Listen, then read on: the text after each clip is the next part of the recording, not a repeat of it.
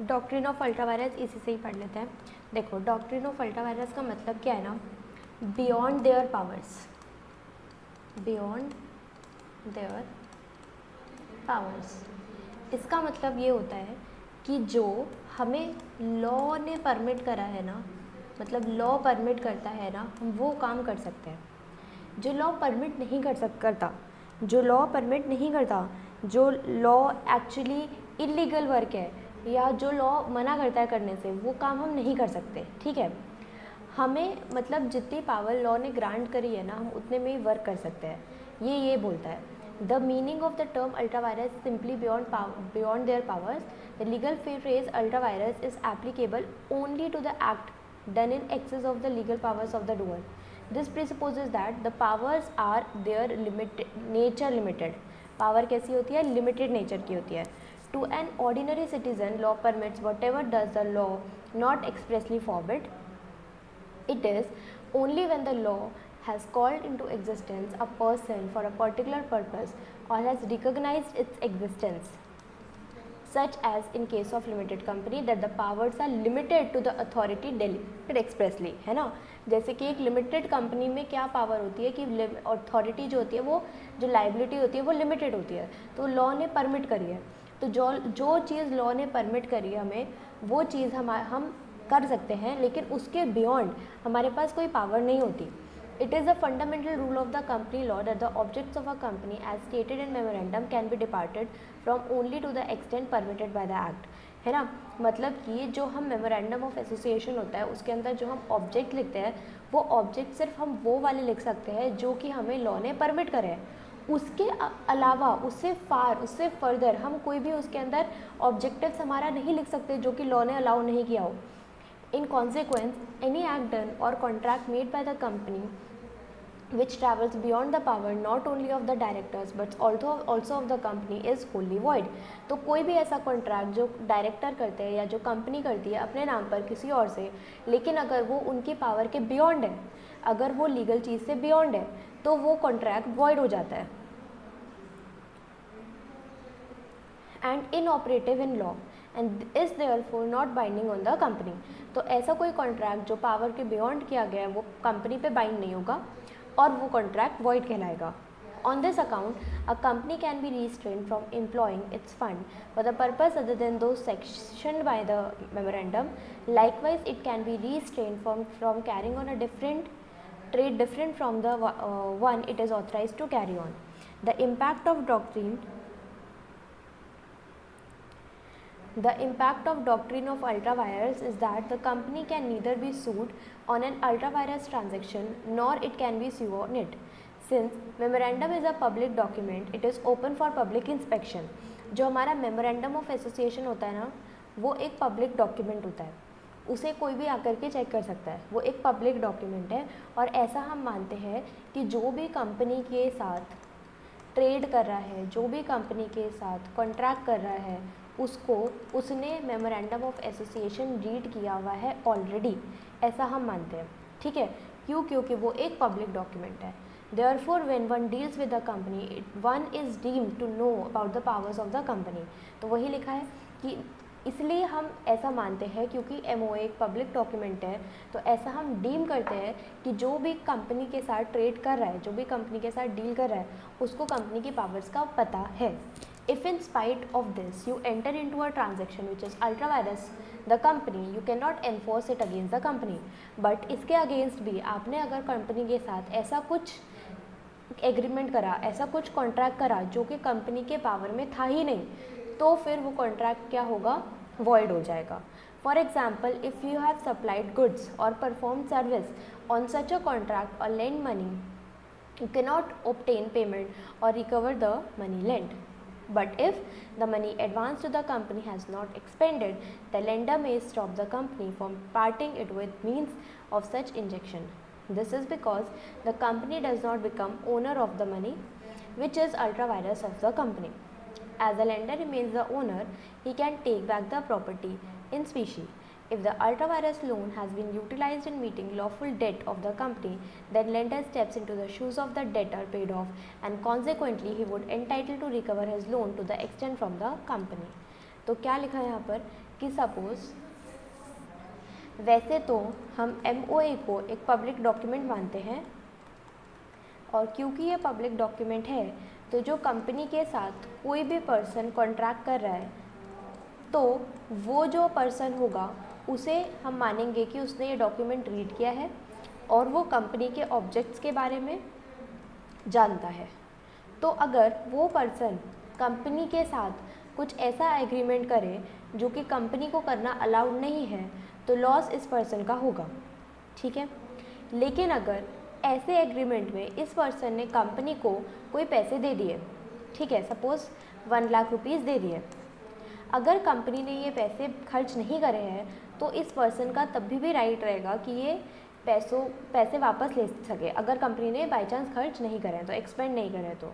But जैसे कि अगर कंपनी ने ये पैसे किसी अपने क्रेडिटर को देने के लिए क्रेडिटर को दे दिए हैं अपना क्रेडिट कम करने के लिए, तो फिर वो जो पर्सन हो जाएगा वो कंपनी के लिए क्रेडिटर बन जाएगा, ठीक है। इस पर्सन को फिर कंपनी को पैसे देने पड़ेंगे। तो यही लिखा था, An act which is ultra virus, the company being void, cannot be ratified by the shareholders of the company. Sometimes, act which is ultra virus can be regularized by ratifying it subsequently. For example, if an act is ultra virus, the power of the director, the shareholder can ratify it. If it is ultra virus, the articles of the company can alter its article. If the act is within the power of the company but it is done irregularly, shareholder can validate it. But अगर कोई हमने ऐसी चीज़ करी है जो कि directors के power के बियॉन्ड थी लेकिन उस चीज़ को शेयर होल्डर करेक्ट कर सकते हैं तो फिर हम करेक्ट कर लेंगे। अगर कुछ चीज़ गलत हुई है जो कि आर्टिकल्स में ऑल्टरेशन करने से करेक्ट हो जाएगा तो भी हम उसको करेक्ट कर लेंगे। लेकिन ना ये जो भी चीज़ हम कर रहे हैं वो विद इन लॉ होनी चाहिए, विद इन लीगल स्टेटस होनी चाहिए। अगर वो चीज़ अनलॉफुल रहेगी तो हम उसे कभी भी करेक्ट नहीं कर सकते। अगर वो चीज़ लीगल है बट बस डायरेक्टर के पावर के बियॉन्ड हुई है तो उसे शेयर होल्डर्स करेक्ट कर सकते हैं, ठीक है। आर्टिकल्स के अगेंस्ट है तो आर्टिकल को हम चेंज करके उसको करेक्ट कर सकते हैं, लेकिन वो चीज़ बस लॉफुल होनी चाहिए, ठीक है। तो basically doctrine of ultra vires क्या बोलता है? डॉक्ट्रिन ऑफ अल्ट्रा वायरस बोलता है कि आपको बियॉन्ड देयर पावर्स नहीं जाना, जो लॉ परमिट करता है हम वही काम कर सकते हैं। तो कोई भी इंसान अगर कंपनी के साथ कोई कॉन्ट्रैक्ट करता है तो उसको पहले ही कंपनी के डॉक्यूमेंट्स रीड करके आने हैं, क्योंकि वो डॉक्यूमेंट्स पब्लिक डॉक्यूमेंट है। तो उस पर्सन को रिस्पॉन्सिबिलिटी बनती है कि उसे कंपनी के ऑब्जेक्टिव्स के बारे में पता हो, लेकिन तब भी वो कंपनी के साथ कुछ ऐसा एंटर करता है जो कि कंपनी को करना अलाउड नहीं है तो वो उस पर्सन का लॉस है, ठीक है। अगर पैसे दे दिए हैं बट कंपनी ने खर्च नहीं करे तो वो वापस ले सकता है, अदरवाइज़ उसका लॉस होगा। समझ में आया आपको? मैम लॉस होगा अभी आपने बताया था ना, मतलब वो क्रेडिटर हो जाएगा फिर तो वो। हाँ वही, मतलब कि अगर उसने ऐसा कुछ खर्च किया है जो उसने अपने क्रेडिटर को देने के लिए खर्च किया है तो फिर वो उसके क्रेडिटर के शूज़ में आ जाएगा। बट अगर कुछ और ही एक्सपेंस कर दिया जो कि रिकवर हो नहीं सकता तब तो फिर वो लॉस हो जाएगा। Okay ma'am.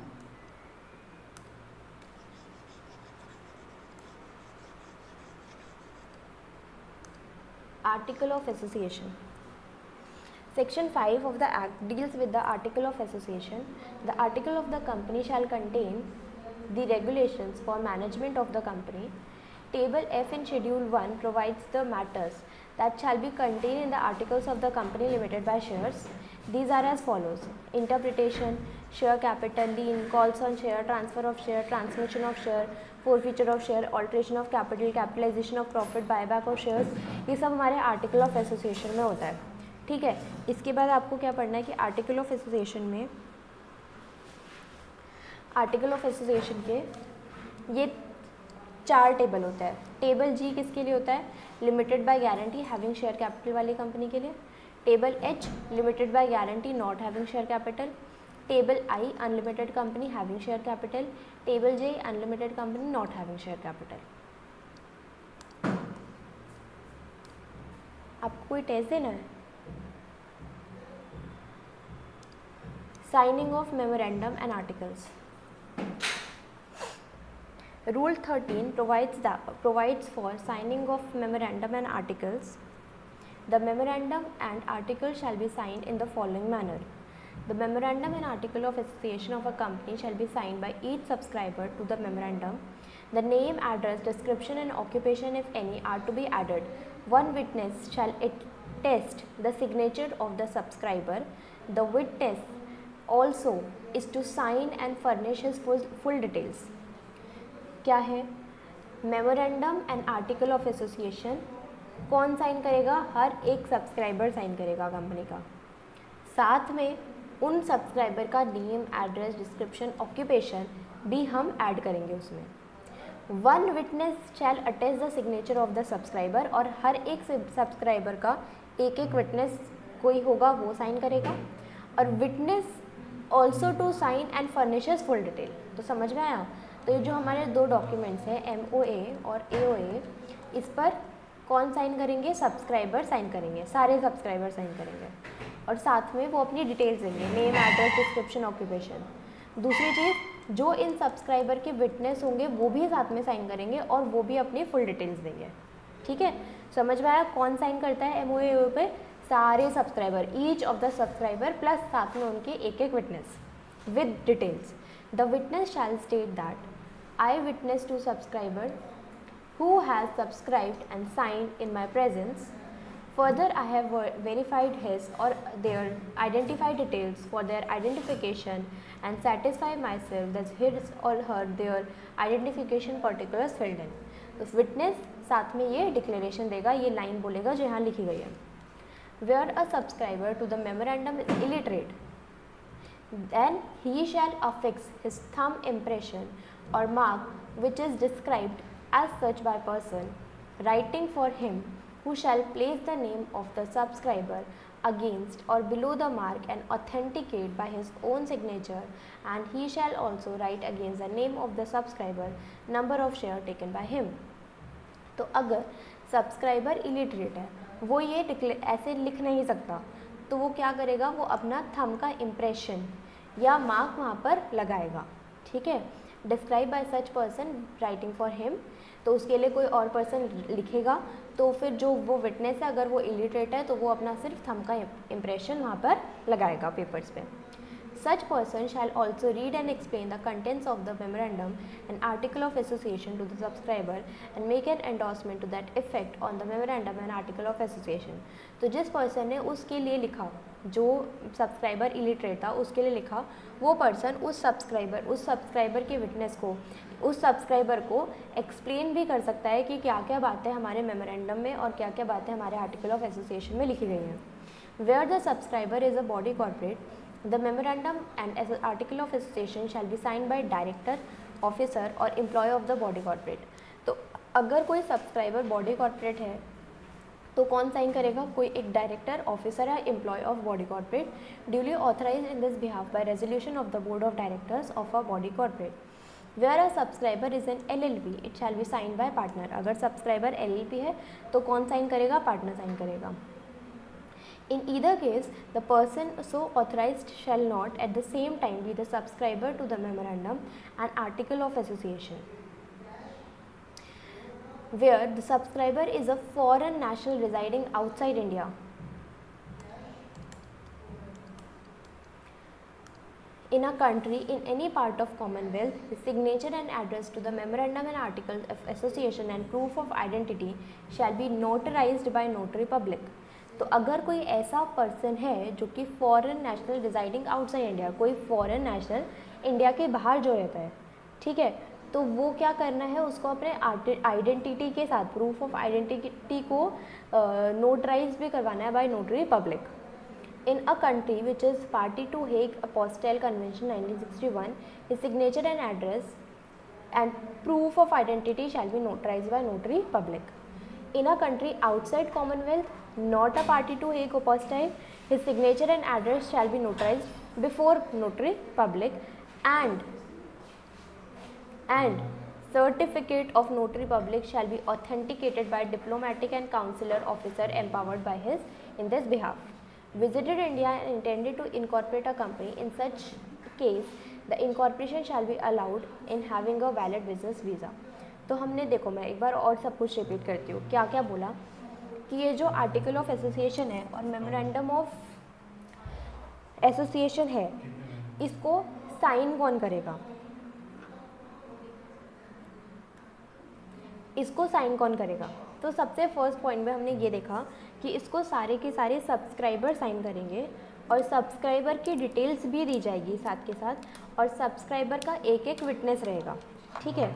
जो साइन करेगा वो ये डिक्लेरेशन देगा और साथ में अपनी पूरी डिटेल्स भी देगा विटनेस, ठीक है। फिर दूसरी चीज़ ये थी कि अगर सब्सक्राइबर इलिटरेट है तो वो अपना थंब इम्प्रेशन लगाएगा, ठीक है।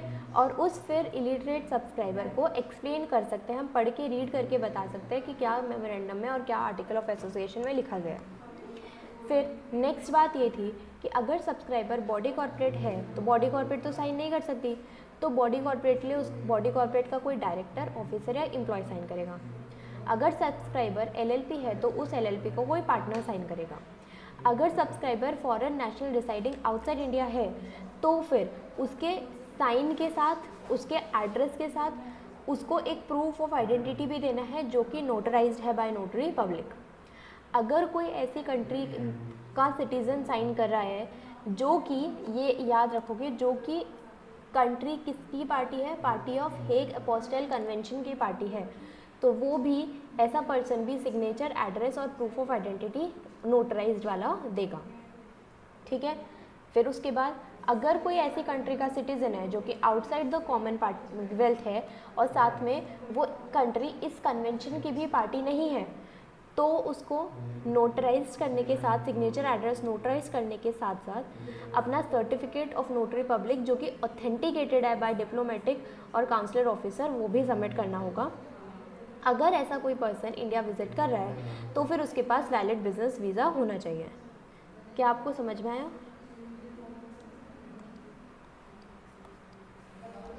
Yes ma'am. आगे, particulars of every subscriber.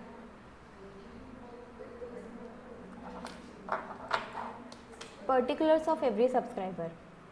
Rule 16 sub rule 1 provides that full details of every subscriber such as, अब डिटेल के बारे में बात कर रहे थे हम यहाँ पर, पर्टिकुलर्स, डिटेल के बारे में बात कर रहे थे, क्या डिटेल इनकी सब्सक्राइबर की, तो क्या क्या है यहाँ पर, उनका personal data, address, communication detail, identity proof, residential proof, proof of nationality, ये सब उनके पर्सनल डिटेल्स है। फुल डिटेल्स में ये सारी चीज़ें आएंगी।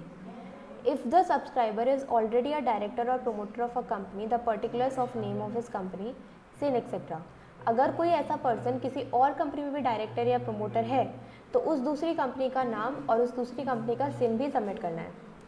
द प्रोमोटर और first director shall self attest signature and latest photograph in form number INC 10।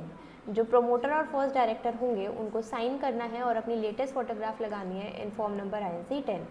Where the subscriber to the memorandum is a body corporate, the details of, अगर subscriber body corporate है, अगर subscriber body corporate है, मतलब कौन सा वाला point, ये वाला पॉइंट, अगर सब्सक्राइबर बॉडी कॉर्पोरेट है तो साइन कौन करता है, डायरेक्टर, ऑफिसर और employ of the company.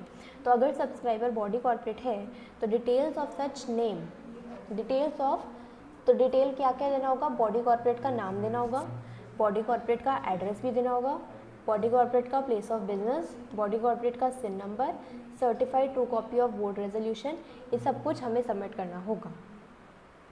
The number of share भी बताने होंगे कि कितने हैं बॉडी कॉर्पोरेट के पास, और जो पर्सन साइन कर रहा है उसका क्या नेम एंड डेजिग्नेशन रहेगा वो भी बताना होगा।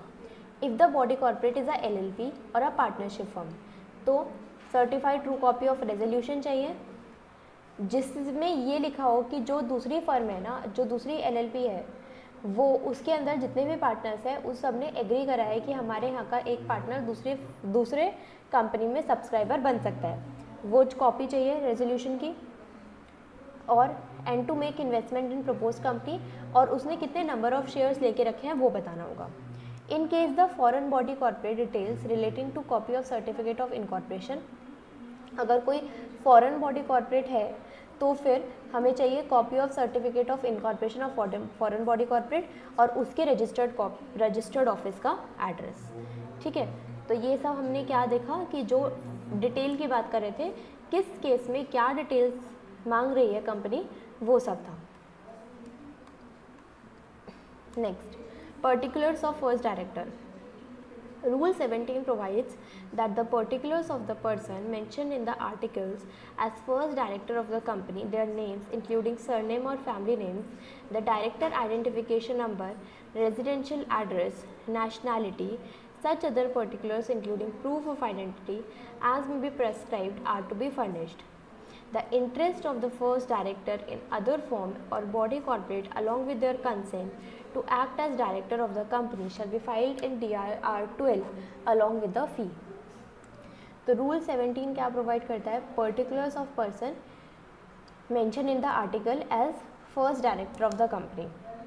तो रूल 17 ये बोलता है कि जो भी हमारे फर्स्ट डायरेक्टर बने हैं ना कंपनी के, उनको भी साथ में कुछ अपने डिटेल सबमिट करने हैं। और वो डिटेल क्या क्या है? वो अपने नाम बताएंगे, अपना सरनेम बताएंगे, या फिर अपना डायरेक्टर आइडेंटिफिकेशन नंबर देंगे, अपना रेजिडेंशियल एड्रेस देंगे और अपना प्रूफ ऑफ आइडेंटिटी देंगे। तो उन फर्स्ट डायरेक्टर को भी ये सारी चीज़ें सबमिट करनी होगी। The interest of the first director in other firms or body corporate along with their consent to act as director of the company shall be filed in DIR 12।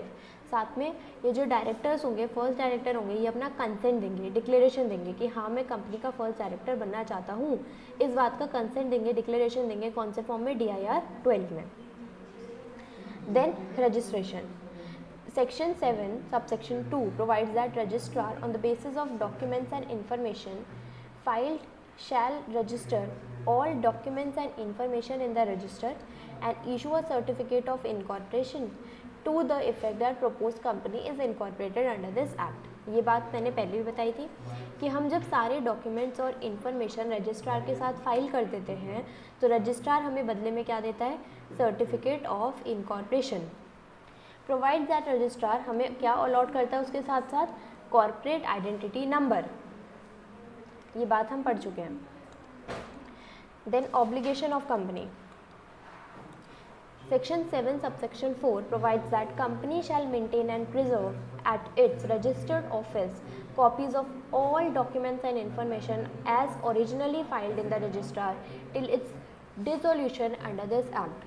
तो ये वाले जो डॉक्यूमेंट्स हैं, इनकॉर्पोरेट करने वाले जो डॉक्यूमेंट्स हैं company के, ये वाले डॉक्यूमेंट्स कंपनी को प्रिजर्व मेंटेन करके रखने होंगे अपने रजिस्टर्ड ऑफिस में जब तक कि कंपनी डिसॉल्व नहीं हो जाती है तब तक के लिए। ठीक है। Punishment provides that if a person furnishes false और इनकरेक्ट पर्टिकुलर, तो उस पर सेक्शन 447 लगेगा। अगर कुछ भी इनकॉर्पोरेट करने के बाद भी हमें पता लगता है कि हमें कोई फॉल्स या इनकरेक्ट इन्फॉर्मेशन देकर के कंपनी खोली गई है, तो अगेन सेक्शन 447 लगेगा। Provides that where a company got incorporated by furnishing of any false information,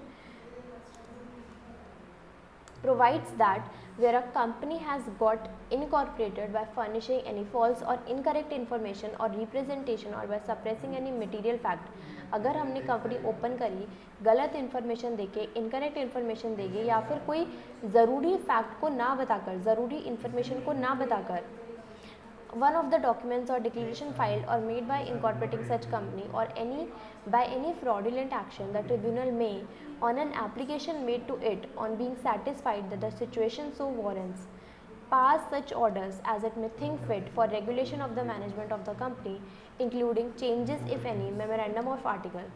तो फिर क्या किया जा सकता है? अगर कोई कंपनी ने गलत इन्फॉर्मेशन देकर कंपनी ओपन करी है तो उसको हम फ्रॉडुलेंट एक्शन बोलेंगे। और ट्रिब्यूनल क्या क्या एक्शन ले सकता है उसके अगेंस्ट? ट्रिब्यूनल ऑर्डर पास कर सकता है। ट्रिब्यूनल क्या होता है? एक कंपनी का ही एक कोर्ट होता है, समझ लो। ठीक है, NCLT national company law tribunal ये होता है। NCLT national company law tribunal. ये जैसे कि हम कोई कुछ क्राइम कर देता है, कोई सपोज़ किसी को मार दिया, कुछ कर दिया, तो हम जाते हैं कोर्ट में। वैसे ही कंपनी का कोई भी केस होता है ना, वो कहाँ पे जाता है? नेशनल कंपनी लॉ ट्रिब्यूनल में जाता है। ठीक है, तो नेशनल कंपनी लॉ ट्रिब्यूनल में जाएगा। तो नेशनल कंपनी लॉ ट्रिब्यूनल क्या क्या ऑर्डर पास कर सकता है, वो ये बोल सकता है कि कंपनी का जो MOA है या आर्टिकल ऑफ एसोसिएशन है उसमें कुछ चेंज लाने को बोल सकता है। Direct that liability of member shall be unlimited, ये बोल सकता है कि कंपनी की अब लाइबिलिटी अनलिमिटेड हो गई है। क्या बोल सकता है, direct removal of the name of the company from register of the company, वो सीधा सीधा कंपनीज के रजिस्टर से कंपनी का नाम हटाने के लिए बोल सकता है। कंपनी को वाइंड अप करने के लिए बोल सकता है, या कोई भी ऐसा ऑर्डर बोल सकता है जो कि उसे लगता है कि सही है। Before making any order company को reasonable opportunity of being heard दिया जाएगा। ठीक है, तो दोबारा से पनिशमेंट वाला सेक्शन में रिपीट कर रही हूँ। हमारे पास हम अभी इनकॉर्पोरेट कर रहे थे, अभी इनकॉर्पोरेट हुई नहीं थी, पहले ही पता लग गया कि करेक्ट इन्फॉर्मेशन दे करके हम कर रहे थे, सेक्शन 447 लगेगा। अगर कंपनी इनकॉर्पोरेट करने के बाद भी पता लगा कि कंपनी इनकॉर्पोरेट गलत इन्फॉर्मेशन के साथ हुई है, तब अगेन सेक्शन 447 लगेगा। सेक्शन 447 तो लगेगा ही, साथ में ट्रिब्यूनल ये सारे एक्शंस ले सकता है। क्या क्या एक्शन, ऐसा ऑर्डर पास कर सकता है जिसके अंदर वो बोलता है कि मेमोरेंडम और आर्टिकल में चेंज लाने के लिए, या फिर कंपनी के मेंबर की लाइबिलिटी अनलिमिटेड करने के लिए, या फिर डायरेक्ट रिमूव करने के लिए कंपनी का नाम रजिस्टर से, वाइंड अप करने के लिए, या फिर कोई भी ऐसा ऑर्डर जो उसको लगता है कि ठीक है। ये सब ऑर्डर देने से पहले कंपनी को एक reasonable opportunity of being heard दिया जाएगा। क्या क्लियर हुआ आपको? यस। ठीक है। Act to override memorandum article etcetera. Section 6 provides that provision of this act. Section 6 provides that provision of this act shall have effect notwithstanding anything contrary in the memorandum or articles of the company on an agreement executed by it or any resolution passed by the company in general meeting or by board of directors, whether the same be registered, executed or passed before or after the commencement of this act. Any provision contained in memorandum, article, agreement, resolution shall, to the extent which is repugnant to the provision of this act, become or be void as the case may be. तो अगर हम कोई ऐसी चीज़ करते हैं जो कि हमारे एक्ट से बियॉन्ड जा रही है, हमारे कंपनीज एक्ट से बियॉन्ड जा रही है, उसको भी पार कर रही है, तो वो सारी चीज़ हमारी क्या कहलाएगी, वॉइड कहलाएगी। ठीक है। Effect of memorandum and article. Section 10 affects that once a memorandum and articles are registered, they shall bind the company and the members thereof to same extent as if they respectively has signed the company by each memorandum and contain convenience on its and his part to observe all the provision of memorandum and article. All money payable by any member to the company under memorandum of article shall be debt due from him to the company. एक बार memorandum और articles हम register करवा लेते हैं ना MCA पे, तो फिर कंपनी बाइंड हो जाती है उसको फॉलो करने के लिए। फिर कंपनी को हमेशा काम करना होता है according to their memorandum and articles of association. लेकिन हम कई बार हमारे मेमोरेंडम को ऑल्टर भी कर सकते हैं, चेंज कर सकते हैं, तो उसका क्या प्रोसीजर रहता है वो अब हमें पढ़ना है। Procedure of alteration of memorandum. अगर हम एक बार रजिस्टर करवा दिया मेमोरेंडम तो फिर वो बाइंड कर देता है कंपनी को, लेकिन हम चाहे तो उसको चेंज कर सकते हैं, तो वही अब प्रोसीजर हमें पढ़ना है। ठीक है।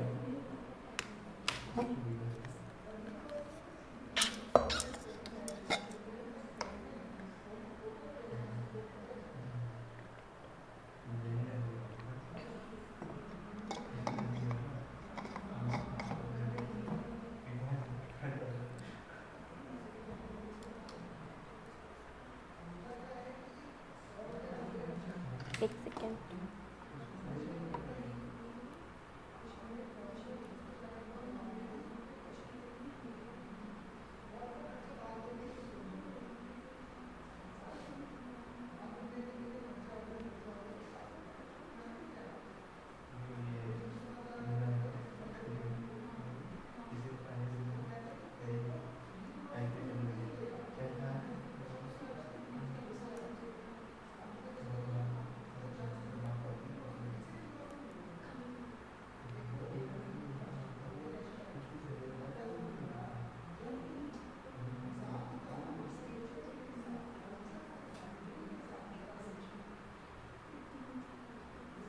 चलो, procedure for of alteration of memorandum. Section 13 of the Companies Act 2013 provides the provision that deals with the alteration of memorandum. These provisions are alteration by special resolution. A company may alter provisions of its memorandum with the approval of members by special resolution. तो अगर हमें हमारे memorandum को alter करना है, उसके अंदर कोई चेंज लेकर के आना है, तो हमें सबसे पहले स्पेशल रेजोल्यूशन पास करना होगा। व्हाट इज स्पेशल रेजोल्यूशन, क्या आपको याद है?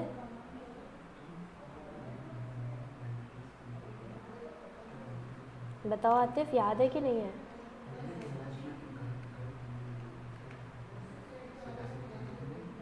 देखो मैं एक बार और बता रही हूँ कि दो तरीके के रेजोल्यूशन होता है, एक ऑर्डिनरी और दूसरा होता है स्पेशल रेजोल्यूशन। ऑर्डिनरी रेजोल्यूशन वो होता है, रेजोल्यूशन बेसिकली क्या होता है, रेजोल्यूशन से ना हम कोई भी डिसीजन ले पाते हैं। हम जब मीटिंग बुलाते हैं तो उसके अंदर हम रेजोल्यूशन पास करते हैं, मतलब सब लोगों से वोटिंग लेते हैं। और ऑर्डिनरी रेजोल्यूशन पास करने का मतलब है कि मोर देन 50% लोगों ने हाँ बोला है। स्पेशल रेजोल्यूशन का मतलब है कि हमें एटलीस्ट 75% का एग्रीमेंट चाहिए होता है। ठीक है, समझ में आ गया? तो यहाँ पर क्या लिखा है कि हम आर्टिकल को ऑल्टर तो कर सकते हैं, लेकिन उसके लिए स्पेशल रेजोल्यूशन पास करना होगा। Second, name change of the company. आपको ये समझ में आ गया ना फर्स्ट पॉइंट?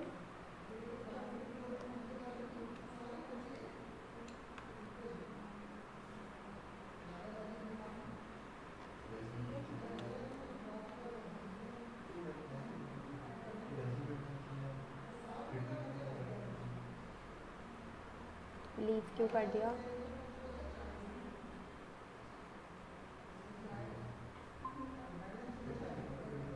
क्या हुआ आतिफ, आवाज़ नहीं आ रही क्या?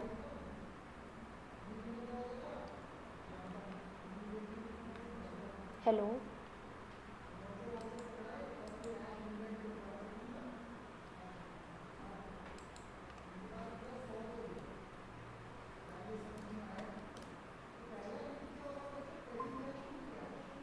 Hello,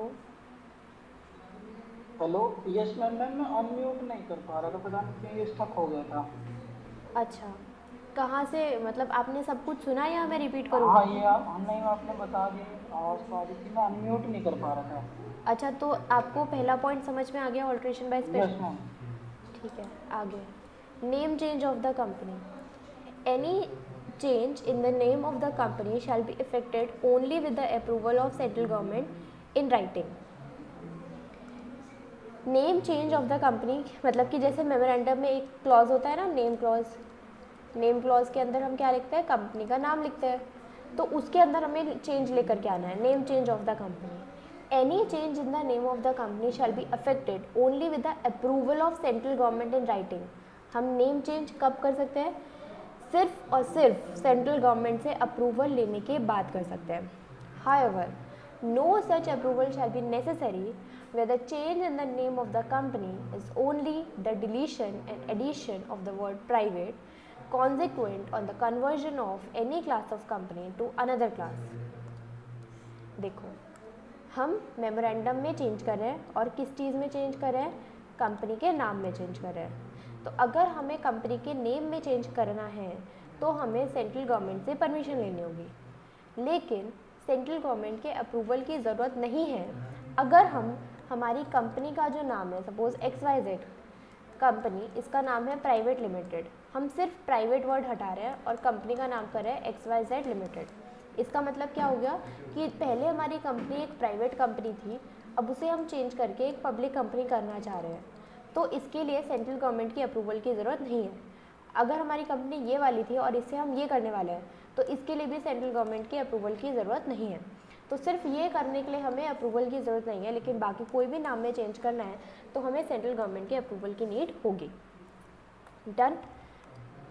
third point, entry in register of companies. On any change in the name of the company, the registrar shall enter the new name in the registrar of the companies in place of the old name and issue a fresh certificate of incorporation with the new name and change in the name shall be complete and effective only on the issue of such certificate. एक बार company के नाम में change हुआ तो उसके बाद जो registrar है ना वो जो रजिस्ट्रार है ना वो अपने रजिस्टर में कंपनी का नया नाम से एंट्री करेगा और साथ में कंपनी को एक नया सर्टिफिकेट ऑफ इनकॉर्पोरेशन इशू करेगा नए नाम के साथ। जब तक ये सर्टिफिकेट इशू नहीं होता तब तक हम नहीं मानेंगे कि हमने हमारा कंपनी का नाम बदल गया है।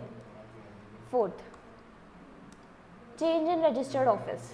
The alteration of the memorandum relating to place of registered office from one state to another shall not have any effect unless it is approved by central government on an application in such form and manner as may be prescribed. तो अगर हम registered office change कर रहे हैं company का तो हमें approval चाहिए। अगेन हम रजिस्टर्ड ऑफिस चेंज कर रहे हैं तो रजिस्टर्ड ऑफिस चेंज कर रहे हैं, एक स्टेट से दूसरे स्टेट में लेकर के जा रहे हैं, तो ऐसा हम नहीं कर सकते जब तक हमें सेंट्रल गवर्नमेंट का अप्रूवल नहीं मिल जाता। ठीक है। Disposal of application of change of place of registered office. A central government shall dispose of the application of change of the place of registered office within the period of 60 days before passing the order. Central government may satisfy itself that the alteration has consent of creditors, debenture holder and other person concerned with the company, or that sufficient provision has been made by the company either for due discharge of all its debt and liability and obligation, adequate security has been provided for such discharge. अब देखो, अब company क्या कर रही है, अपने registered office को एक स्टेट से उठाकर दूसरी स्टेट में लेकर के जा रही है। ठीक है, मतलब जैसे कि सपोज अभी यूपी में हम काम कर रहे थे, अब यूपी से हटा करके हमारा रजिस्टर्ड ऑफिस राजस्थान में लेकर जाना है। ठीक है, तो अब हम स्टेट चेंज करेंगे तो इसका हो सकता है ना कि कंपनी अपनी स्टेट चेंज इसलिए कर रही हो क्योंकि उसके बहुत सारे क्रेडिटर्स हैं और क्रेडिटर्स को पैसा वापस नहीं करना चाहती है वो, और इसलिए वो अपनी पूरी स्टेट ही चेंज कर रही है। तो इसलिए सेंट्रल गवर्नमेंट से अप्रूवल तो चाहिए ही चाहिए, और सेंट्रल गवर्नमेंट इस चेंज को अप्रूव कर भी देगी 60 दिन के अंदर अंदर, लेकिन उससे पहले सेंट्रल गवर्नमेंट खुद को ये सेटिस्फाई करेगी कि कंपनी ने या तो अपने पास एक सफिशिएंट प्रोविज़न बना करके रखा है, कंपनी के पास एक पैसा इकट्ठा है जिससे वो अपने सारे डेट्स और लाइबिलिटीज़ को डिस्चार्ज कर सकती है, या फिर कंपनी ने ऑलरेडी अपने सारे डिस्चार्ज कर दिए हैं, या फिर कंपनी के पास सफिशिएंट प्रोविज़न है डेट्स को डिस्चार्ज करने के लिए, या फिर कंपनी ने कंसेंट ले लिया है डायरेक्टर, सब क्रेडिटर्स या अदर पर्सन से जो भी कंपनी से कनेक्टेड है। ठीक है, तो एक बार और रिपीट करती हूँ कि अगर हमें रजिस्टर्ड ऑफिस एक स्टेट से दूसरी स्टेट में लेके जाना है तो सेंट्रल गवर्नमेंट से अप्रूवल चाहिए। सेंट्रल गवर्नमेंट अप्रूवल दे देगी 60 दिन में। उससे पहले सेंट्रल गवर्नमेंट ये चेक कर लेगी क्या सारे क्रेडिटर, डिबेंचर होल्डर या बाकी सब पर्सन से कंसेंट ले लिया है इस ऑल्ट्रेशन के लिए, वो सब राज़ी हैं, या फिर कंपनी के पास सफिशिएंट प्रोविज़न बना हुआ है जिससे वो अपने सारे डेट्स और ऑब्लिगेशन को डिस्चार्ज कर सकती है। ठीक है। Filing with registrar. A company shall, relation to any alteration of its memorandum, file with registrar, special resolution passed by the government, approval of central government. क्या करेगी अब कंपनी रजिस्ट्रार के साथ अपना स्पेशल रेजोल्यूशन पास करेगी और जो central government से अप्रूवल लिया था वो भी देगी। Filing of certified copy of order with the registrar of the states. When an alteration of the memorandum results in the transfer of registered office of a company from one state to another, a certified copy of order of the central government approving the alteration shall be filed by the company with the registrar of each state within such time and in such manner who shall register the same. जब company अपनी state को change कर रही है तो company को उस alteration के बारे में दोनों स्टेट्स को इन्फॉर्म करना होगा, जहाँ से ये चेंज कर रहे हैं और जहाँ पर जा रहे हैं दोनों स्टेट के रजिस्ट्रार को उस बात को इन्फॉर्म करना होगा। Issue of fresh certificate of incorporation. A registrar, the registrar of the state where the registered office is being shifted to issue of fresh certificate of incorporation. जहाँ पर हम चेंज करके लेकर जाएंगे वहाँ के रजिस्ट्रार हमें नया सर्टिफिकेट ऑफ इनकॉर्पोरेशन इशू करके देंगे। Change in the object of the company, तो ये था किससे रिलेटेड चेंज, स्टेट से चेंज। देखो मैम एक बार 7 पॉइंट दोबारा बता दो। 7 पॉइंट, अच्छा बता रही हूँ। देखो एक बार मैं यहाँ से एक बार दोबारा से बता रही हूँ कि हम पढ़ रहे हैं, और चलो पहले 7th थी, पहले इसको ख़त्म कर लेते हैं फिर दोबारा बताऊँगी सारा। 7th पॉइंट में क्या था, 7th पॉइंट में क्या था कि जैसे मैंने एग्जांपल लिया कि हम यूपी से राजस्थान में शिफ्ट हो रहे हैं, तो इन दोनों स्टेट के जो रजिस्ट्रार होंगे ना, इन दोनों स्टेट के जो रजिस्ट्रार होंगे, उस चेंज के बारे में हम इन दोनों स्टेट्स को बताएंगे। ये लिखा है, registrar of each state with in such time and manner. दोनों स्टेट को रजिस्टर करना होगा, दोनों स्टेट को हम बताएंगे इस चेंज के बारे में, ठीक है। और फिर जहाँ पर हम चेंज करके जा रहे हैं ना, वो वाला रजिस्ट्रार हमें नया सर्टिफिकेट ऑफ इनकॉर्पोरेशन इशू करेगा, नया सर्टिफिकेट ऑफ इनकॉर्पोरेशन इशू करेगा, ठीक है। Change in object of the company, अगर हम कंपनी के ऑब्जेक्टिव्स में चेंज कर रहे हैं, a company which has raised money from public through the prospectus and still has unutilised amount out of the money so raised shall not change its object for which it raised the money through prospectus unless a special resolution through postal ballot is passed। तो अगर हमने company के कोई objectives रखे, देखो हमने company obviously memorandum of association में object clause होगा जिसके अंदर हमने कंपनी के ऑब्जेक्टिव्स लिखे होंगे। तो अब जो पब्लिक लिमिटेड कंपनी होगी उसने लोगों से, पब्लिक से पैसा रेज किया होगा, पब्लिक से मनी रेज किया होगा थ्रू प्रस्पेक्टस। प्रस्पेक्टस क्या होता है, एडवर्टीजमेंट जिसके थ्रू हम मनी रेज करते हैं। तो अब प्रस्पेक्टस से मनी रेज करा है और उस प्रस्पेक्टस में क्या होगा ना, कंपनी के ऑब्जेक्टिव्स लिखे होंगे। तो जिन लोगों ने पैसा दिया उन्होंने इन ऑब्जेक्टिव्स के लिए दिया होगा, ठीक है। तो अगर हमें चेंज करना है हमारा ऑब्जेक्टिव, तो हमें स्पेशल रेजोल्यूशन अगेन पास करना होगा उस चीज़ के लिए।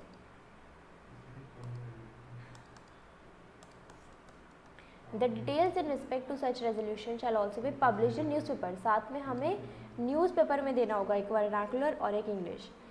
The dissenting share holder given opportunity to exit, अगर कोई नाराज़ शेयर होल्डर है, जो एग्री नहीं करे शेयर होल्डर है, उनको अपॉर्चुनिटी देनी होगी एग्जिट करने के लिए, छोड़ के जाने के लिए, ठीक है। और सारा हम ये काम करेंगे कंपनीज एक्ट के अकॉर्डिंग तो करेंगे, साथ में हमें SEBI security and exchange board of India के अकॉर्डिंग भी वर्क करना होगा। Registrar to certify registration or alteration of objective, the registrar shall register the alteration of memorandum with respect to objectives of the company and certify the registration within a period of 30 days। जो registrar होगा objectives को alter करने के लिए certify मतलब agree करेगा with in 30 days के लिए उसके पास टाइम होगा। Alteration to be registered, no alteration made under this section shall affect if it is had registered in accordance with the provision of this section। अगर हमने ये section को पूरा करे बिना कोई भी ऑल्टरेशन करा है तो उसको हम वैलिड नहीं मानेंगे। तो इसका मतलब सीधा मतलब क्या है कि अगर हमने कोई भी चेंज करा है तो वो अकॉर्डिंग टू दिस सेक्शन होना चाहिए। Only member have right to participate in the divisible profit of the company. तो अगर लास्ट में ये बोल रहे हैं कि जो भी कंपनी का प्रॉफिट होता है ना, उसके लिए जो भी कंपनी का प्रॉफिट है उसमें सिर्फ और सिर्फ मेंबर पार्टिसिपेट कर सकते हैं। मतलब वो डिविजिबल प्रॉफिट किसको दिया जाएगा, सिर्फ और सिर्फ मेंबर ऑफ द कंपनी को दिया जाएगा। एक बार रिपीट,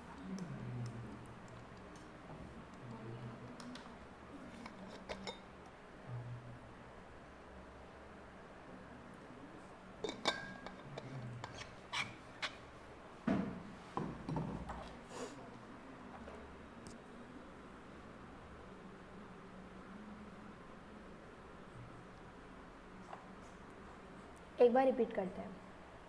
इसके अंदर क्या क्या देखा हमने। सबसे पहला पॉइंट है कि अगर हमें मेमोरेंडम में चेंज लेके आना है तो स्पेशल रेजोल्यूशन पास करो, ठीक है। फिर उसके बाद यहाँ से लेकर यहाँ तक, यहाँ से लेकर या दूसरे उससे करते हैं, यहाँ से लेकर यहाँ तक हम किसकी बात कर रहे हैं, नेम क्लॉज के चेंज की बात कर रहे हैं। साथ में आप भी अपनी बुक में मार्क कर सकते हो, नेम क्लॉज के चेंज की बात कर रहे हैं। तो अगर हमें नेम चेंज करना है तो हमें क्या चाहिए, सेंट्रल गवर्नमेंट से अप्रूवल चाहिए। लेकिन अगर सिर्फ प्राइवेट वर्ड का एडिशन या डिलीशन हो रहा है तो सेंट्रल गवर्नमेंट की अप्रूवल नहीं चाहिए। साथ में नए नाम के साथ हम रजिस्टर करवाएंगे कंपनी को और दोबारा से रजिस्ट्रार हमें नया सर्टिफिकेट ऑफ इनकॉर्पोरेशन इशू करके देगा नए नाम के साथ, ठीक है। ये था नेम क्लॉज में चेंज। उसके बाद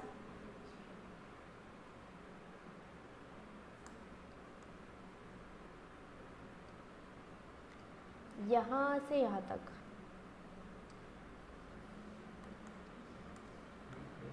सिचुएशन क्लॉज में चेंज था। सिचुएशन क्लॉज में चेंज का मतलब कि हम हमारी स्टेट को चेंज कर रहे हैं, ठीक है। तो हम हमारे रजिस्टर्ड ऑफिस को एक स्टेट से दूसरे स्टेट में लेकर के जा रहे हैं, तभी हमें सेंट्रल गवर्नमेंट की अप्रूवल चाहिए।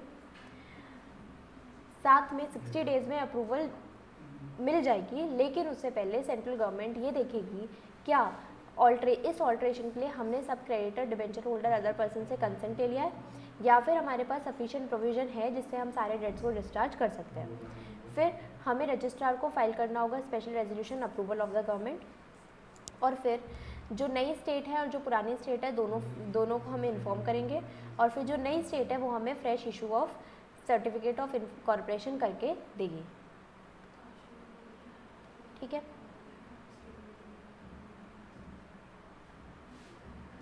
फिर उसके बाद यहाँ से लेकर यहाँ तक बात कर रहे हैं ये लोग ऑब्जेक्ट क्लॉज के चेंज के बारे में। ऑब्जेक्ट क्लॉज के चेंज के बारे में उसके अंदर क्या लिखा है कि जो हमने वो पैसा रेज किया था ना प्रोस्पेक्टस के थ्रू, वो तो हमने पहले वाले ऑब्जेक्टिव्स के लिए किया था, अब हम ऑब्जेक्टिव्स को चेंज कर रहे हैं। तो आप सबसे पहले क्या करो, स्पेशल रेजोल्यूशन पास करो। न्यूज़पेपर में ऐड दो न्यूज़पेपर में, एक वर्नाकुलर और एक इंग्लिश न्यूज़पेपर और वर्नाकुलर लैंग्वेज न्यूज़पेपर, और साथ में place it on the website of the company. फिर साथ में अगर there are any dissenting share holder they shall be given opportunity to exit, ठीक है। फिर उसके बाद 30 डेज़ में ये काम रजिस्ट्रार को कर देना है। फिर पॉइंट 11 और 12 हमारे जनरल पॉइंट थे, क्या कि सारे ऑल्ट्रेशन को हमें रजिस्टर करवाना होगा। जो डिविजिबल प्रॉफिट होंगे उसका राइट सिर्फ मेंबर्स के पास है। डन।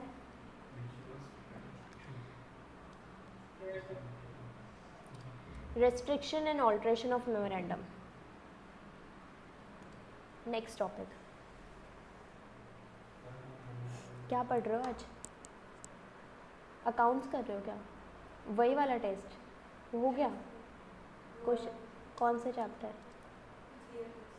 अच्छा, वापस से CFS पे आ गए तुम लोग। घूम फिर के वापस से कैश फ्लो पे कैसे आ जाते हैं? कोई नया चैप्टर कर लो।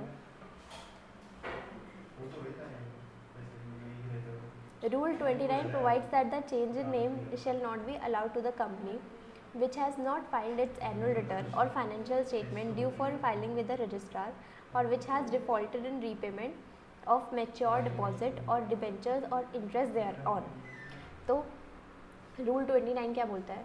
Change in the name shall not allowed to the company which has not filed its annual return and financial statement। हम नेम चेंज अलाउ नहीं करेंगे किसी भी कंपनी को जब तक उस कंपनी ने एनुअल रिटर्न और फाइनेंशियल स्टेटमेंट्स फाइल नहीं कर ली है। An application shall be filed in Form INC 24 along with the fee for change in the name of the company and new certificate of incorporation and form number INC 25 shall be issued to the company consequent upon the change। Application हम name change की देंगे INC 24 में, और हमें जो नया certificate of incorporation issue किया जाएगा वो किया जाएगा फॉर्म नंबर INC 25 पे, ठीक है। तो रेस्ट्रिक्शन हम कब लगाएंगे नेम चेंज के ऊपर?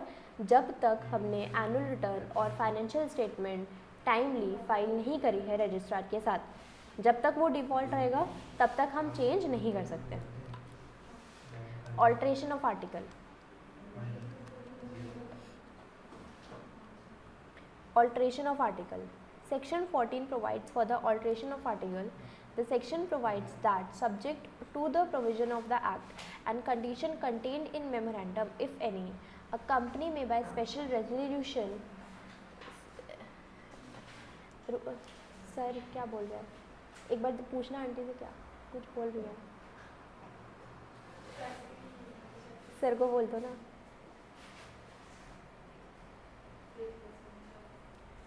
Section 14 provides for the alteration of article.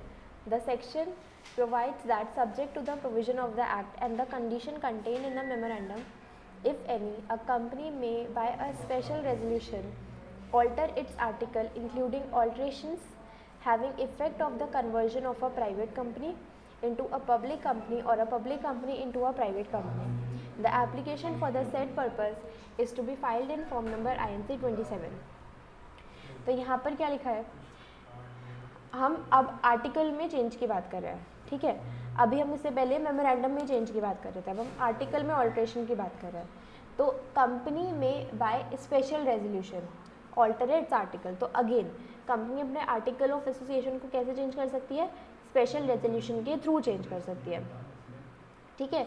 Including कोई इफेक्ट है प्राइवेट से पब्लिक या पब्लिक से प्राइवेट में, उसके लिए भी हमें स्पेशल रेजोल्यूशन से हम उसको कर सकते हैं एप्लीकेशन दे करके INC 27 में.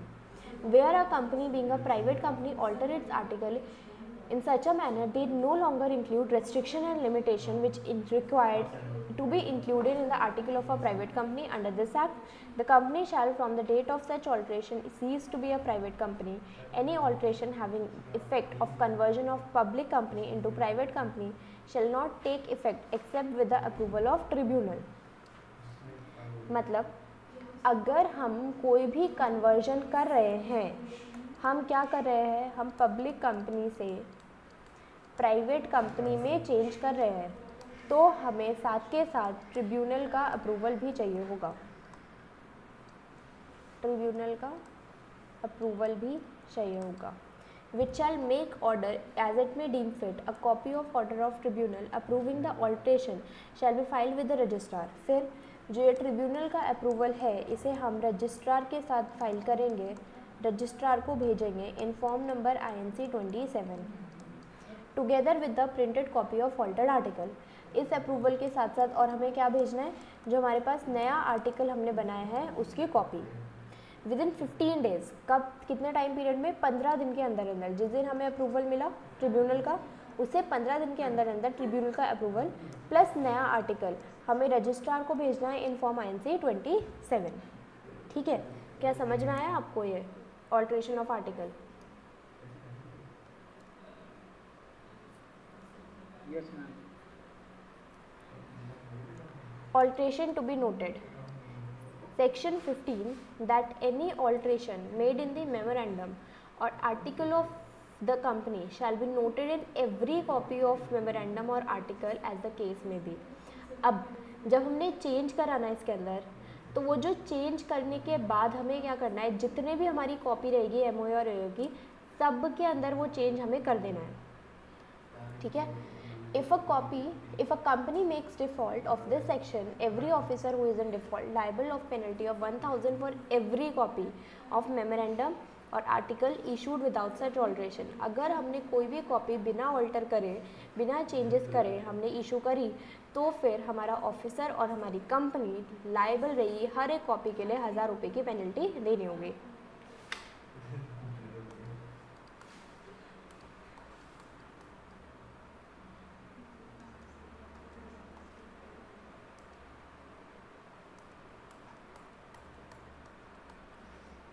Copy of documents to members. Section 17 of the Act read with Rule 34 that company shall on payment of fee send copy of each of the following documents to the memorandum within 7 days of the request being made by him. The memorandum, the articles, every agreement or every resolution if in so far as they have not been embodied in the memorandum and articles. Section 17 subsection 2 provides that if a company makes any default in complying with the provision of this section, the company and every officer who is in default penalty of 1,000 for each day and default continues or 1 lakh whichever is less. तो यहाँ पर क्या लिखा है कि section 17 ये बोलता है कि company on payment of fee send copy to each of the document with in 7 days. किस किस, कौन कौन सी कॉपी, मेमोरेंडम, आर्टिकल और एवरी एग्रीमेंट. मतलब हमें ना ये सारे डॉक्यूमेंट्स हमारे विद इन 7 डेज हर एक मेंबर को भेजने होंगे. सारे डॉक्यूमेंट्स चेंज करने के बाद कौन कौन से डॉक्यूमेंट्स, MOA, आर्टिकल और सारे एग्रीमेंट और रेजोल्यूशन की कॉपी. अगर हम ऐसा नहीं करते तो 1,000 हर एक डे की पेनल्टी लगेगी, जितने दिन तक हम डिफ़ॉल्ट करेंगे, जितने दिन तक हम नहीं भेजेंगे मेंबर्स को, और 1 lakh rupees which ever is less. Rectification of name of the company. अब मैम 1 मिनट रुकेंगे बस। हाँ ना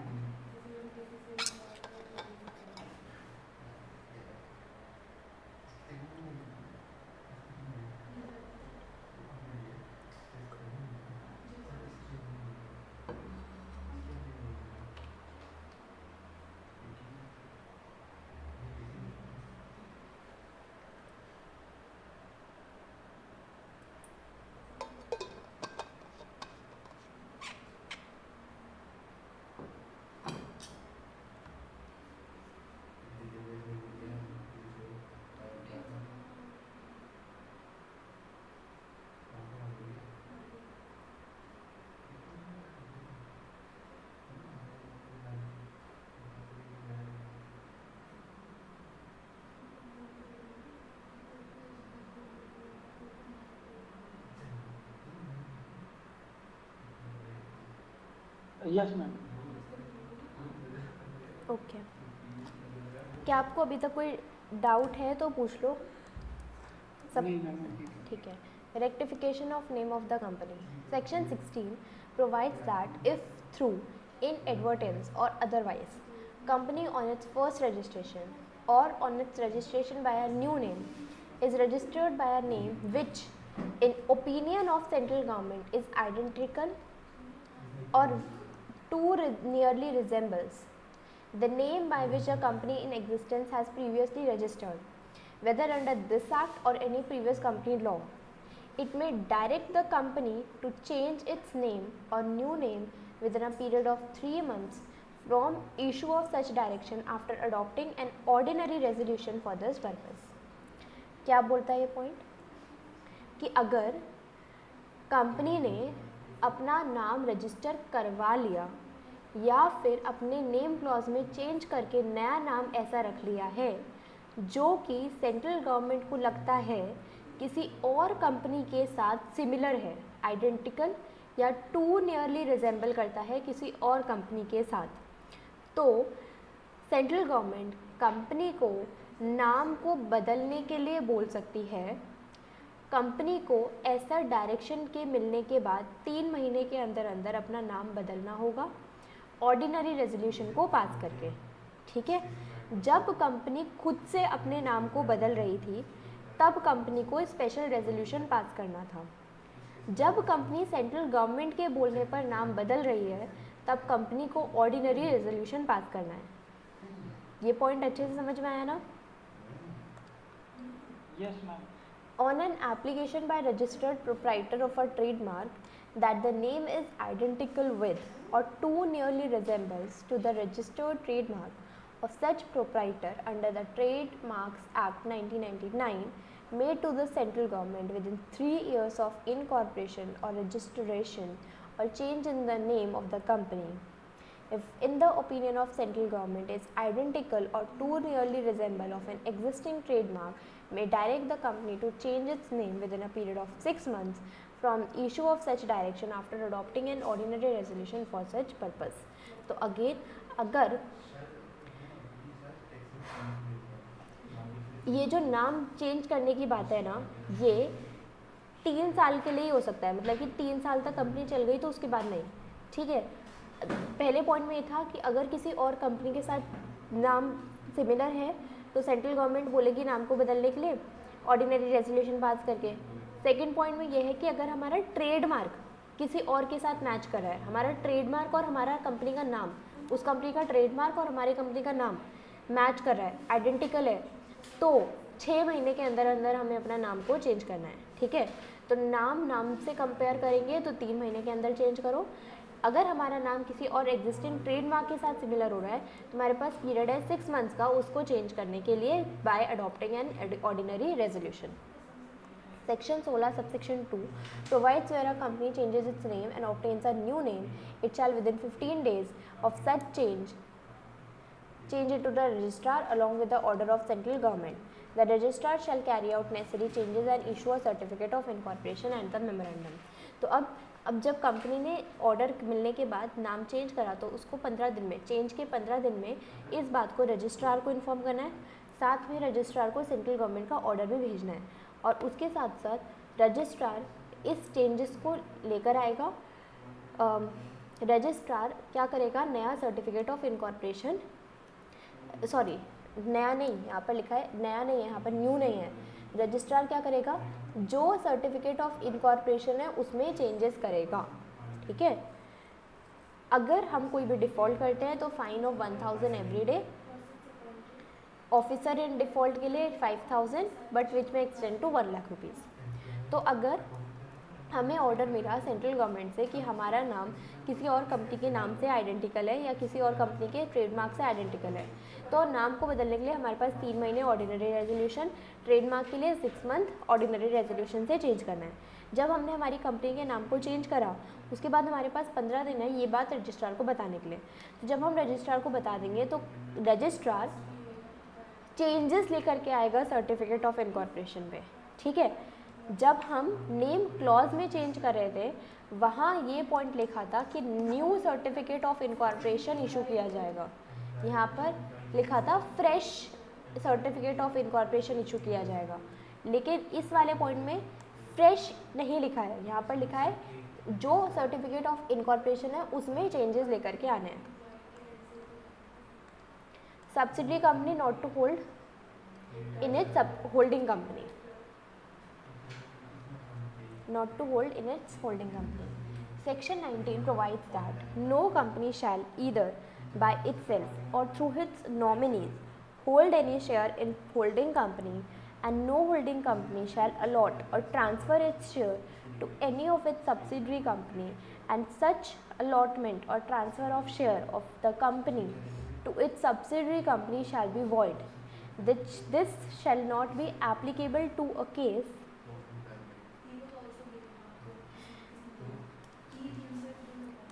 एक हमारी होल्डिंग कंपनी है,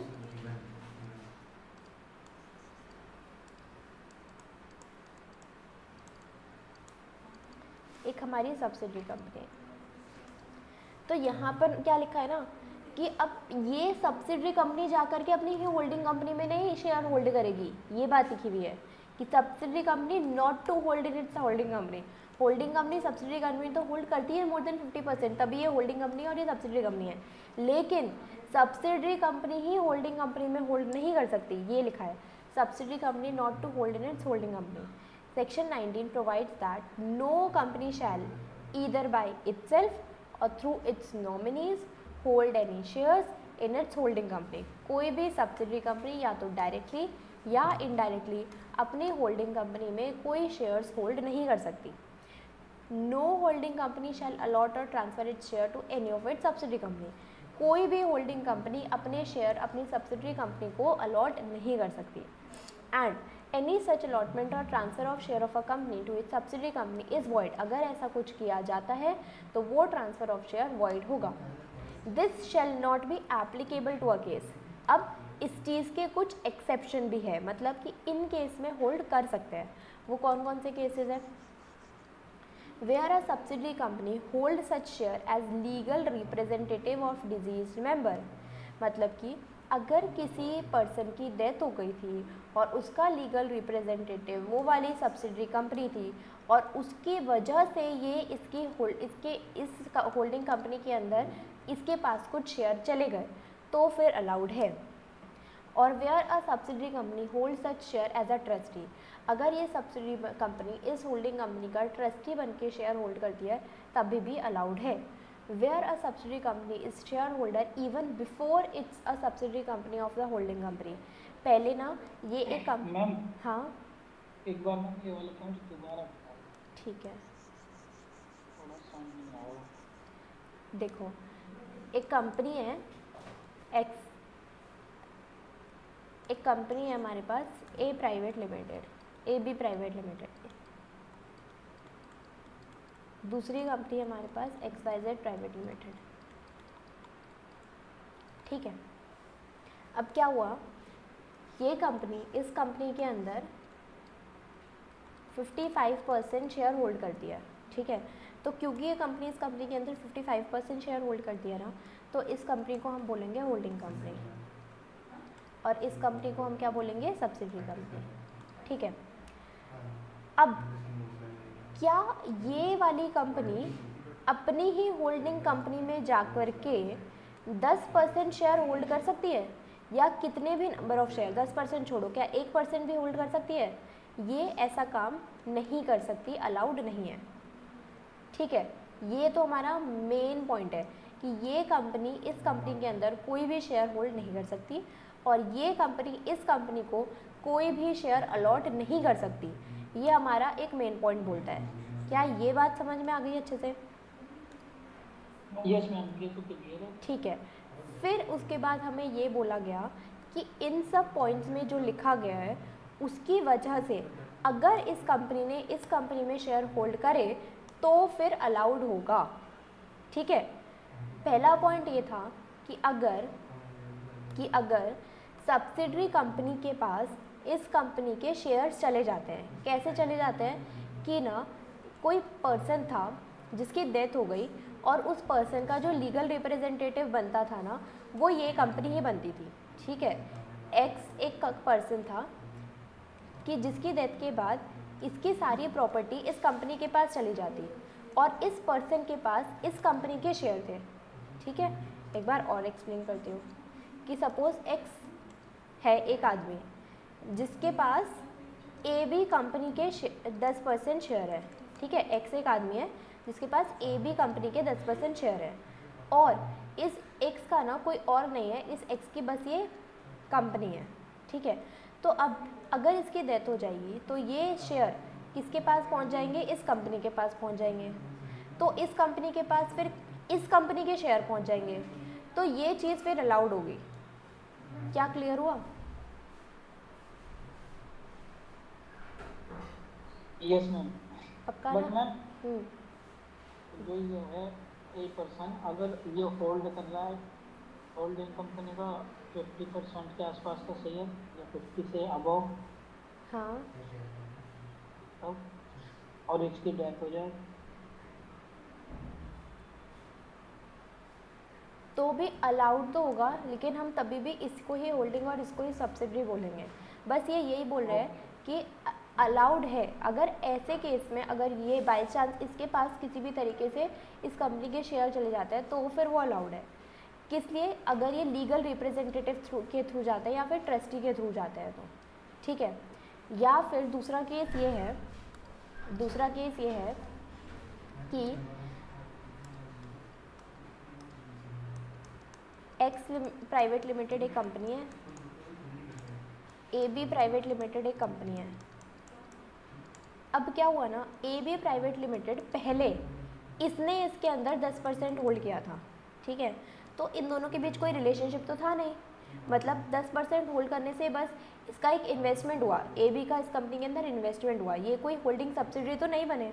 तो पहले इनके बीच कोई रिलेशनशिप नहीं था, मतलब पहले कोई भी किसी का होल्डिंग सब्सिडरी नहीं था। लेकिन फिर कुछ टाइम के बाद इस कंपनी ने इस कंपनी के अंदर 60% शेयर खरीद लिए। तो जब इसने इसके अंदर 60% शेयर खरीद लिए ना, तो ये कंपनी होल्डिंग कंपनी बन गई और ये कंपनी सब्सिडरी कंपनी बन गई। और क्योंकि ऐसा होने के पहले से ये कंपनी इस कंपनी के अंदर शेयर होल्ड करती थी, तो ये भी अलाउड होगा। ठीक है, तो अगर होल्डिंग सब्सिडरी से पहले से अगर कोई नंबर ऑफ शेयर होल्ड करती है कंपनी तो वो अलाउड होगा। लेकिन एक बार जब ये होल्डिंग सब्सिडरी बन गए उसके बाद और वो अपनी इसको चेंज नहीं कर सकता, मतलब A B limited X Y limited के अंदर और नंबर ऑफ शेयर बाय नहीं कर सकता। Okay ma'am. ठीक है, तो अब एक बार इसको दोबारा से रीड करो, अब इसको दोबारा से एक बार रीड करो।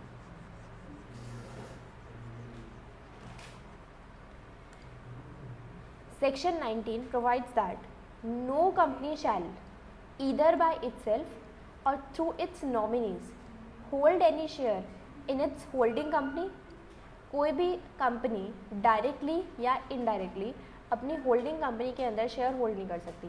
And no holding company shall allot or transfer its share to any of its subsidiary company. कोई भी होल्डिंग कंपनी अपनी सब्सिडरी कंपनी को कोई शेयर अलॉट नहीं कर सकती। एंड अगर कोई ऐसा अलॉटमेंट या ट्रांसफ़र ऑफ शेयर होता है तो उसको हम बोलेंगे वॉइड।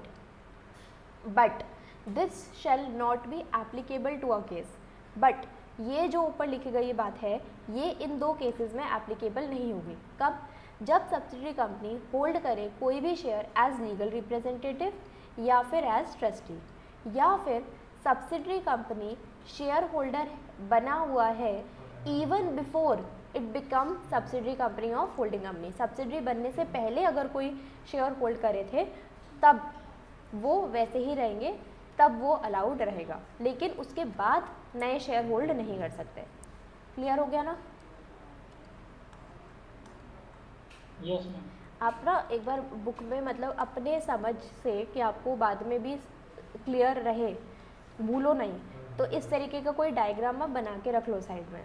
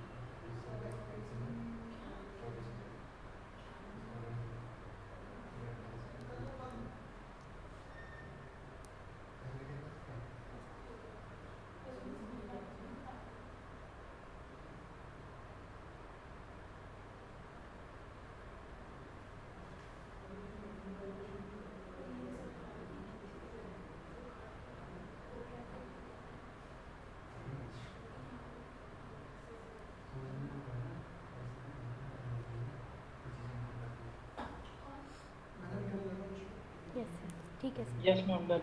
डन, ठीक है।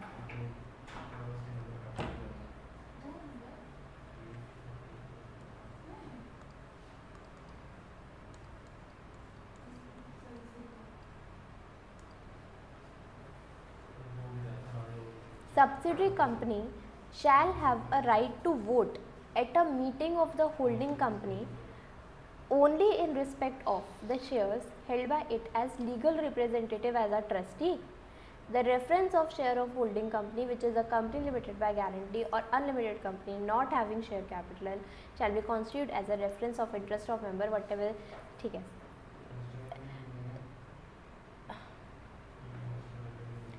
तो अब ये वाला जो हमारे पास एक्सेप्शन था ना, ये वाला लीगल रिप्रेजेंटेटिव वाला, इसमें बस ये बोला गया है कि अब क्योंकि एज अ लीगल रिप्रेजेंटेटिव इस कंपनी के पास इस कंपनी के शेयर चले गए हैं, तो इसको फिर वोटिंग राइट भी मिलेगा जितना परसेंटेज ऑफ शेयर इस कंपनी के पास इस कंपनी का है। ठीक है, सिंपल। अब आगे बढ़ते हैं। Service of document.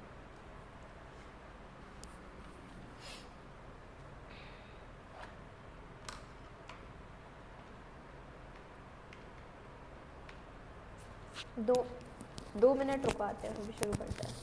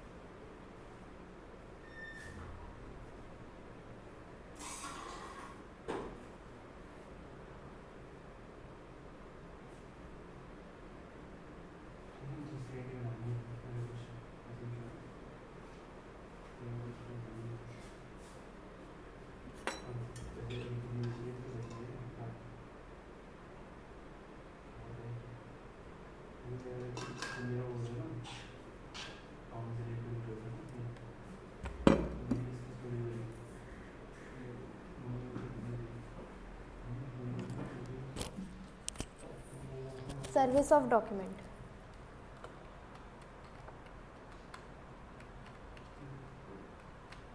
Section 20 provides that a document may be served on a company or an officer by sending it to the company or the officer at the registered office of the company by registered post or by speed post or by courier or by leaving it at the registered office or by means of such electronic or other mode as may be prescribed. Section 20 क्या बोलता है कि हम कोई भी document company के पास हम कैसे भेज सकते हैं, may be served on a company or an officer कैसे, by sending it to the company or officer at registered office of the company by registered post or by speed post or courier. तो हम company के पास कोई भी document कैसे भेजेंगे, company का जो रजिस्टर्ड ऑफिस एड्रेस होगा उस एड्रेस पे रजिस्टर्ड पोस्ट के थ्रू, स्पीड पोस्ट के थ्रू या फिर कोरियर के थ्रू, या फिर हम बाय इलेक्ट्रॉनिक मीन्स हम ईमेल आईडी पर ईमेल करके भी हम वो डॉक्यूमेंट कंपनी के पास भेज सकते हैं. अब डॉक्यूमेंट में B served on the registrar or any member through electronic transmission. The term electronic transmission means a communication delivered by facsimile telecommunication or by electronic mail, postings, electronic message board or network of registrar, other means of electronic communication. तो हम deliver कर सकते हैं कोई document इन सब के through, facsimile telecommunication और electronic mail, email, normal email के थ्रू, या फिर posting of an electronic message board, या फिर कोई दूसरा मीन्स अदर मीन्स के through. That create a record in that is capable of retention, retrieval of review which may be thereafter be rendered into clearly legible tangible form. In case of the जो हमारा record create करे कि मतलब कि ऐसा कोई वे होना चाहिए जिसके अंदर हम उस डॉक्यूमेंट को रिटेन कर पाए, रिट्रीव कर पाए या रिव्यू कर पाए. ठीक है. इन case of the delivery by post such service shall be deemed to have been effected in case of notice of a meeting at expiration of 48 hours after the letter containing the same posted, and in any other case the time of the letter would be delivered in ordinary course of post. तो in case of meeting मतलब जब हम कोई ऐसा document भेज रहे हैं जो मीटिंग से रिलेटेड है, नोटिस है मीटिंग का, तो वो विद इन 48 आवर्स हमें भेजना है. और अगर कोई और केस है तो मतलब ऑर्डिनरी कोर्स जो होना चाहिए उसके में भेजेंगे. ऑथेंटिकेशन ऑफ डॉक्यूमेंट्स 12 बजे आ जाना, ठीक है.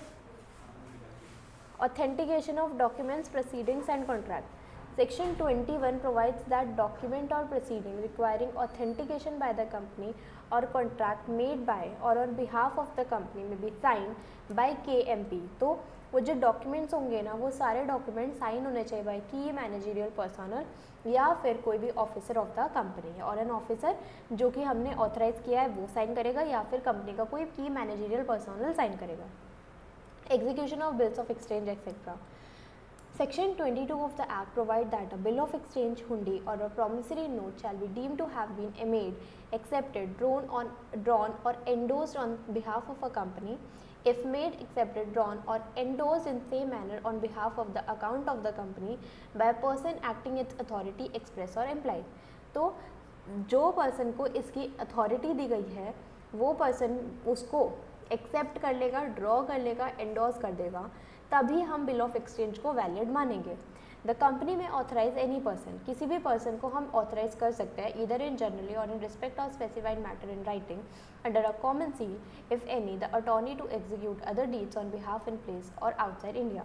इन case a company does not have common seal by 2 director or by and a company secretary. तो सिंपल कि हम अगर किसी पर्सन को या तो हम ऑथराइज कर सकते हैं, ठीक है, या फिर उस पर साइन के जगह पर हम कॉमन सील लगा सकते हैं कंपनी की. अगर कंपनी की कॉमन सील नहीं है डॉक्यूमेंट्स पर लगाने के लिए तो वो उस डॉक्यूमेंट पर साइन कौन करेगा, 2 डायरेक्टर और बाय या फिर 2 डायरेक्टर या फिर 1 डायरेक्टर और एक कंपनी सेक्रेटरी. क्या कोई डाउट है? नहीं ma'am. Integrated process of incorporation. Rule 36 omitted by this, वो तो omit हो रखा है, ये नहीं पढ़ना.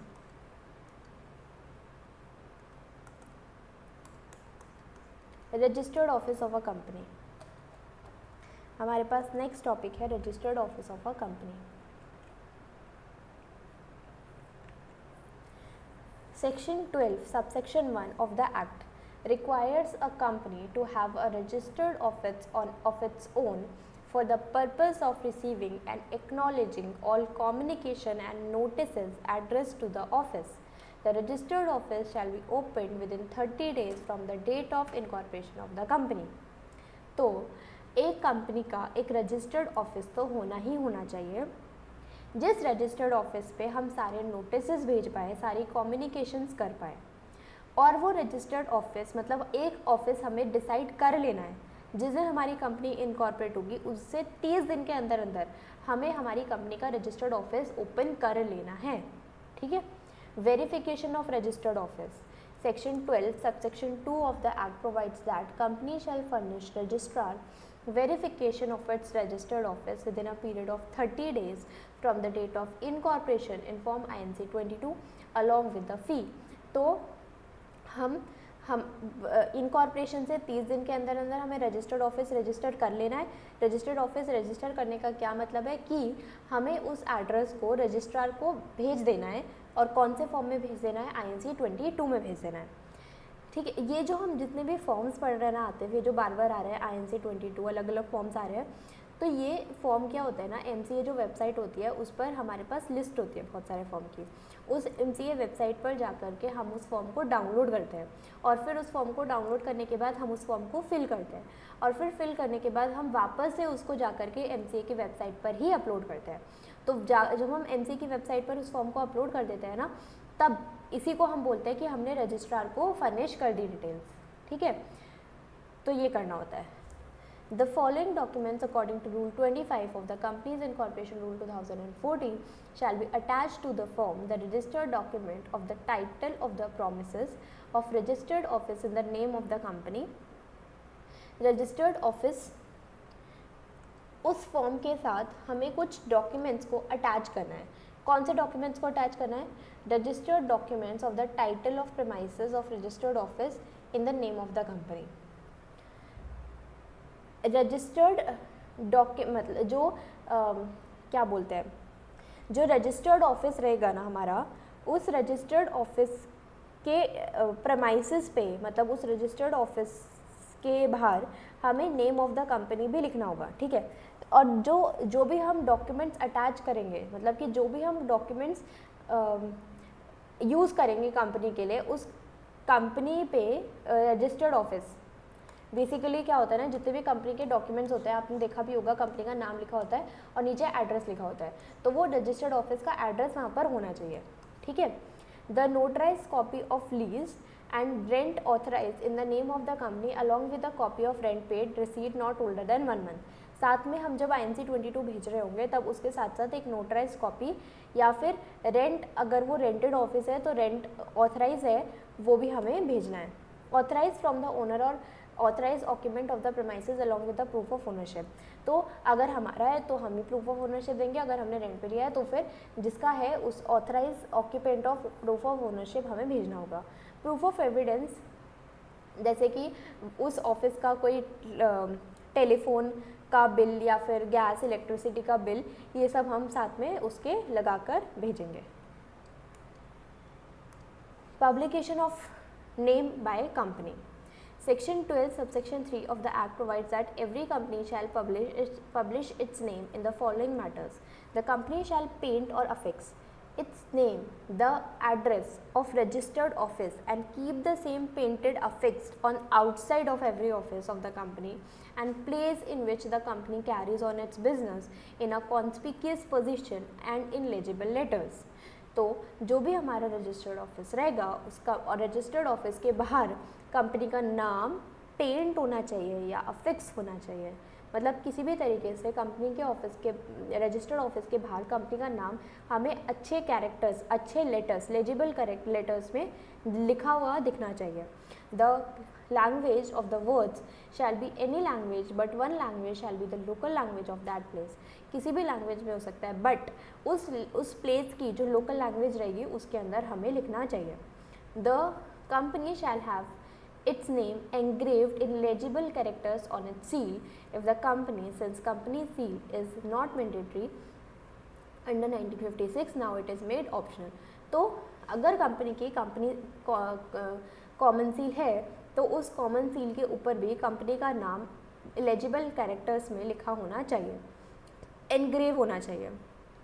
The company shall get its name, address of its registered office, corporate identity number, telephone number, fax number, email ID, website address, printed etc. in all business letter, invoices, notices etc. जो भी company paper use करेगी letter के form में, invoice के form में, notice भेजने, किसी भी फॉर्म में उस पेपर के ऊपर कंपनी का नाम, कंपनी का एड्रेस, कंपनी का सिन, कंपनी का telephone number, fax number, email ID सब प्रिंटेड होना चाहिए. The company shall have its name printed or hundies, promissory note, bill of exchange and such other document as may be prescribed. इन सब documents में भी company का नाम लिखा होना चाहिए. The words 1% company shall be mentioned in brackets below the name of the company wherever the name is printed or affixed or engraved. अगर कोई 1% कंपनी है तो उसका 1% कंपनी के नाम के नीचे ब्रैकेट में हमें मेंशन करना होगा 1% company. Done. Yes, ma'am. Next, change in the name of the company. The first proviso to section 12 provides that where the change has name of company has changed its name or names during last 2 years, it shall paint or affix or print along with the name of former name or names or change during the last 2 years. तो अब जैसे कि हमने अभी पहले पढ़ा था कि कंपनी का नेम दो तरीके से चेंज हो सकता है, या तो हम खुद से जा कर के हमारे मेमोरेंडम में नेम क्लॉज में चेंज कर रहे होते हैं, या फिर हमें सेंट्रल गवर्नमेंट डायरेक्ट करती है अगर हमारा नेम किसी और कंपनी के साथ रिजेंबल है, आइडेंटिकल है, तो सेंट्रल गवर्नमेंट हमें आगे डायरेक्ट करती है हमारी कंपनी के नेम को चेंज करने के लिए. तो अगर किसी भी केस में हमारी कंपनी का नाम बदला है तो हमें 2 साल तक, इस चेंज के 2 साल तक हमें हर जगह पर कंपनी के दोनों नाम को लिखना होगा.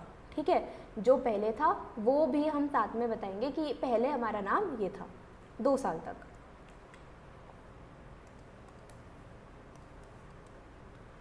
Changes of situation of registered office. Section 12 subsection 4 provides that notice of every change of the situation of registered office after the date of incorporation shall be given to registrar within 15 days of change. तो situation of registered office change का क्या मतलब है कि जब हम situation clause में change कर रहे थे. सिचुएशन क्लॉज में चेंज करने का क्या मतलब है, जब हम एक स्टेट से दूसरे स्टेट में हमारा रजिस्टर्ड ऑफिस लेकर जा रहे थे. तो वही सेम बात है कि हमें इस चेंज को रजिस्ट्रार को 15 दिन के अंदर अंदर इन्फॉर्म कर देना है. कौन से फॉर्म में इन्फॉर्म कर देना है, INC 22 में इन्फॉर्म कर देना है. द कंपनी में change its registered office one place to another with in jurisdiction of the same registrar and from one place to place coming under the jurisdiction of registrar to the place coming under the jurisdiction of another registrar or from one state to another state. अब क्या है ना कि registrar का area बटा हुआ होता है कि इतने एरिया का इतना एरिया इस रजिस्ट्रार के पास है, इतना एरिया इस रजिस्ट्रार के पास है. हो सकता है कि हम हमारे ऑफिस को चेंज कर रहे हों ऐसी जगह पर जहाँ पर रजिस्ट्रार सेम ही है, तो हम वैसे भी चेंज कर सकते हैं, या फिर हम ऐसे भी चेंज कर सकते हैं कि भले ही हमारा वो एरिया सेम है लेकिन रजिस्ट्रार चेंज हो गया, वैसे भी चेंज कर सकते हैं, या फिर हम एक स्टेट से दूसरे स्टेट में भी चेंज कर सकते हैं. बस हमें क्या फॉलो करना होगा, कंपनीज एक्ट के अंदर लिखे गए जो रूल्स है, प्रोविजंस है, उसको फॉलो करके ही हमें ये चेंज करना होगा और उस स्टेज को विद इन 15 डेज रजिस्ट्रार को बताना होगा. तो अभी जो हमने पहले पढ़ा था वो हमने पढ़ा था सिचुएशन क्लॉज में चेंज के टाइम कि जब हम एक स्टेट से दूसरे स्टेट में चेंज करते हैं. ठीक है, अब जो हम ये पढ़ने वाले हैं ना, इसके अंदर लिखा है shifting of registered office with in the same state. मतलब हमारा ऑफिस तो चेंज हो रहा है लेकिन वो सेम स्टेट के अंदर ही है, तो उसके लिए क्या प्रोसीजर रहेगा वो अब हमें पढ़ना है. ठीक है, तो एक बार आप यहाँ तक देख लो, यहाँ तक अगर यहाँ तक कोई डाउट है तो वो पूछ लो, फिर हम सेम स्टेट वाला फिर हम ये कल शुरू करेंगे.